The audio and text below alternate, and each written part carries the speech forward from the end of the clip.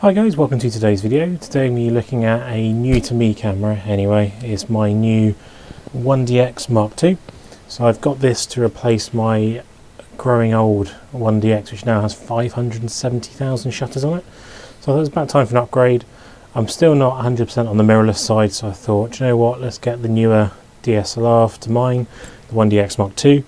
I picked this up for £1,290 and it's got 74,000 shutters on it second hand, which to be honest is pretty much running now.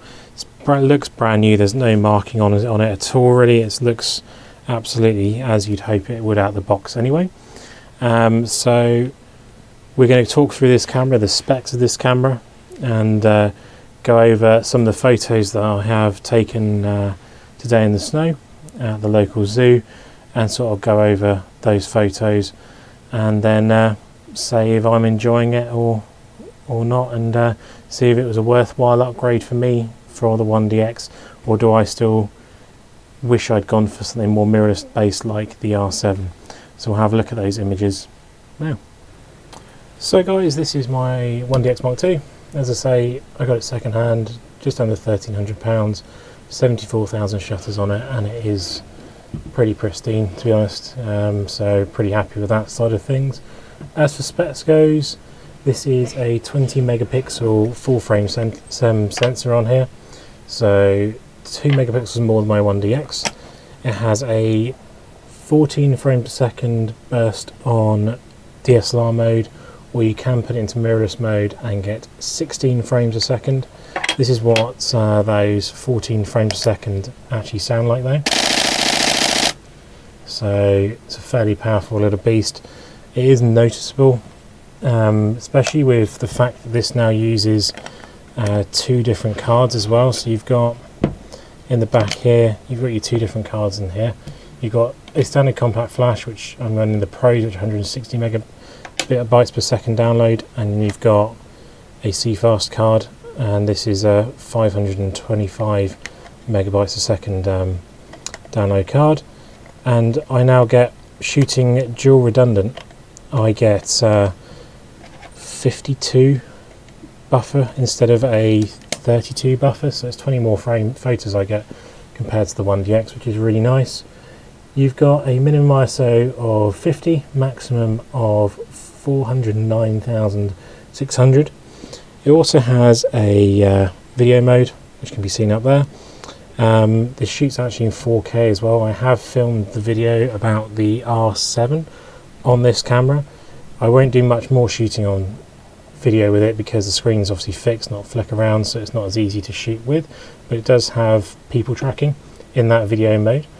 You've got everything's in the same place as it is on the 1DX. So you've got all your mode buttons, you've got your drive, you've got your white balance, ISO, everything's all where you expect it to be, and obviously the same on the grip side as well. You've got your shutter release, you've got your remote trigger connection points here, and you've got all your other connection points where you expect to find them on here. This does use the faster battery, which is the same battery they use in the current R3. So this is what allows more sort of electric current to go through to the camera to get that faster FPS, and it's the same battery they also use in the Mark III of this as well. It has got a better screen, which is really nice. You can actually almost tell 100% of your photos are sharp from the screen rather than the 1DX, which is you can't always tell. You've got 61 autofocus points inside, and they are slightly different in the way they look compared to the 1DX. There's a small box within a box, and they light up a little bit differently, so it is really clear to see what's in focus and what's not. But overall, the weight wise, it feels about the same weight. The only way you can really tell on the outside which is obviously the big Mark II written here, but also this bump on top here as well. So they redesigned the camera a little bit. It is a little bit bulkier when you have them side by side, but you've got an extra bulk on top there to fit a bit more in there, which is quite a nice little look to be honest. I think it's a bit of a cleaner sort of aesthetics up there, which is really nice. So that's a quick overview of my camera and the 1DX Mark II, and what we'll do now is we will go and look at some of the images that I took in the snow at Colchester Zoo with this camera. So I'll catch you in a second.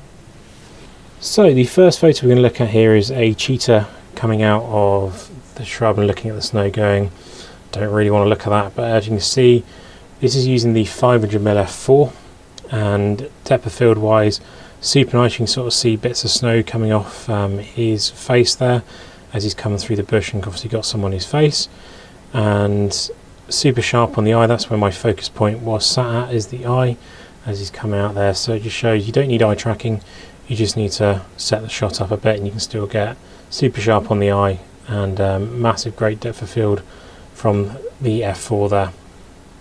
So the next photo we're going to look at here, again with the 500mm f4, we've got the eye in focus on here, which is perfect, and because of the depth field being 4, you can see the end of the nose is slightly out of focus. Foreground of snow is now out of focus and the background is completely blown out, which is really nice. But again, just shows you you don't need eye tracking, you just need to make sure that focus point is in the right place and the lens is calibrated to the camera, and you'll get a sharp as photo as you possibly can on that eye on there. So we'll look at one more photo and then we'll go to the overview. So the last photo is probably my favourite from the day. This is a couple of wolves sort of pacing towards me while they're sort of surveying their territory. You've got a nice bit of snow in the foreground to sort of use up that room. You've got a tree trunk on the right to fill up that side.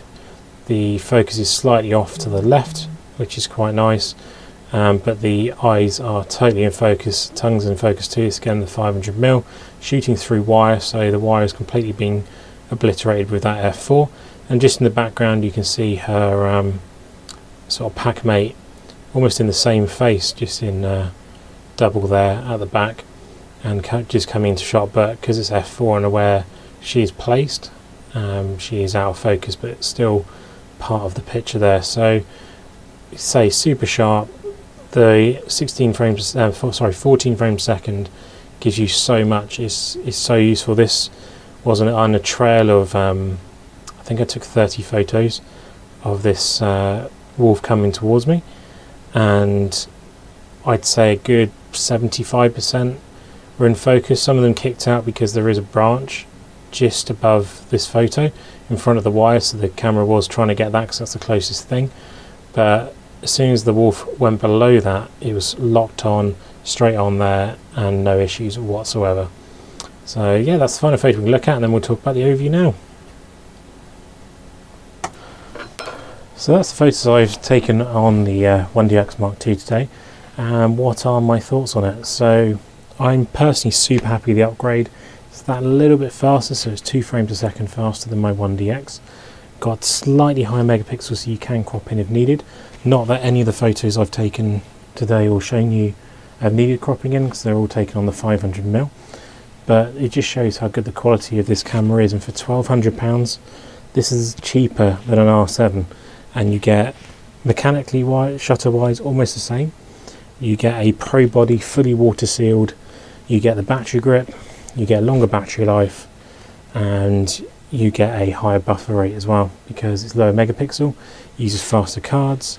So you know, you can't really go wrong. If you're looking to stay with DSLR and don't want to go to mirrorless necessarily yet, there is at the moment, in my opinion, no better option at the moment than this camera here, the 1DX Mark II.